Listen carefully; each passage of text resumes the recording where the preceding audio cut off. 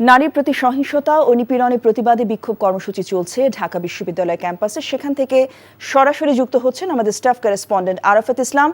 আরাফাত, আপনি তো ঢাকা বিশ্ববিদ্যালয় ক্যাম্পাসে আছেন, ক্যাম্পাসে কি কর্মসূচি পালন করছেন শিক্ষার্থীরা?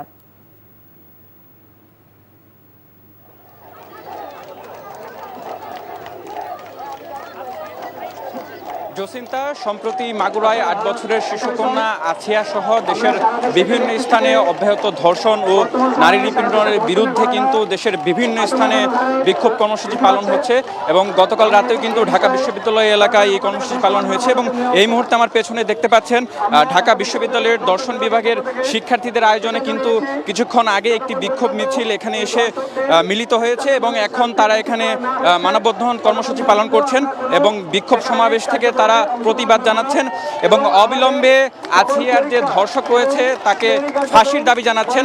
এর পাশাপাশি দেশের বিভিন্ন স্থানে সম্প্রতি বিচ্ছিন্নভাবে যে সকল ধর্ষণ এবং নারী নিপীড়নের ঘটনা ঘটছে এগুলো বন্ধে সরকারের প্রতি তারা কার্যকর পদক্ষেপ নেওয়ার দাবি জানাচ্ছেন। সেই সাথে আর যেন পরবর্তীতে এই ধরনের ঘটনা না ঘটে সেজন্য সর্বোচ্চ শাস্তি ফাঁসির দাবি জানাচ্ছেন তারা। একই সাথে তারা এখানে মুহুর্মুহু স্লোগান দিচ্ছেন, তুমি কে আমি কে, আছিয়া আছিয়া, আমার সোনার বাংলায় ধর্ষকের ঠাঁই নাই। এবং এর পাশেই ধর্ষণ বিরোধী মঞ্চের কিন্তু আরেকটি তারা কর্মসূচি রেখেছেন, মশাল মিছিল আমরা দেখতে পেয়েছি, সেটিরও প্রস্তুতি চলছে। এক কথায় বলা যেতে পারে সারা দেশব্যাপী যে সকল ধর্ষণের বিরুদ্ধে এবং নারী নিপীড়নের বিরুদ্ধে তারা অব্যাহত কর্মসূচি পালনের দাবি জানিয়েছেন এবং যতক্ষণ না পর্যন্ত আসিয়ার ধর্ষকের দৃষ্টান্তমূলক শাস্তি না হবে ততক্ষণ পর্যন্ত তারা এখান থেকে এই কর্মসূচি চালিয়ে যাওয়ার ঘোষণা দিয়েছেন।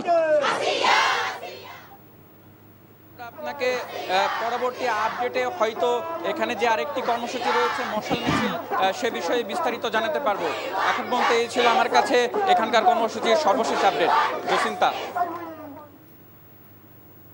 দর্শক, ঢাকা বিশ্ববিদ্যালয় ক্যাম্পাস থেকে জানছিলাম শিক্ষার্থীদের প্রতিবাদ কর্মসূচির খবর। এই ঈদে জামা জুতো অ্যাক্সেসরিজের ডিসকাউন্ট।